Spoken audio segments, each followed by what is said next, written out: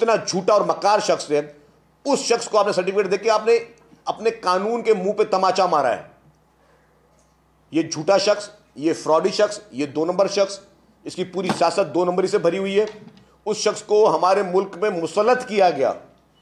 मैं सुन रहा था पीटीआई के कुछ लोगों की, कल कुछ किसी ने मुझे भेजी क्लिप्स कि कह रहे थे कि अगर बीबी जिंदा होती तो ये ना होता, ये ना होता, वो ना होता। मैं कहता हूं अगर बीबी शहीद जिंदा होती तो किसी के बाप की मजाल नहीं थी कि इमरान खान को वज़ीर आज़म कोई बनाता। ये जो शख्स, इसने कोई एक मुझे स्कीम बता दे। ये सिंधी लिबास पहन के कल जो प्रेस कॉन्फ्रेंस में कुछ कर रहे थे नॉन गैर सियासी लोग, जो कि काउंसलर की इलेक्शन हार गए और एमएनए बन गए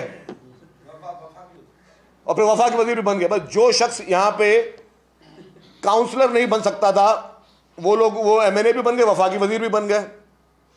वो तो मैं कहता हूं, और आज और जिन्होंने बनाया, आज उसको बैठ के रोजाना टीवी पे आप गालियां दे रहे हो।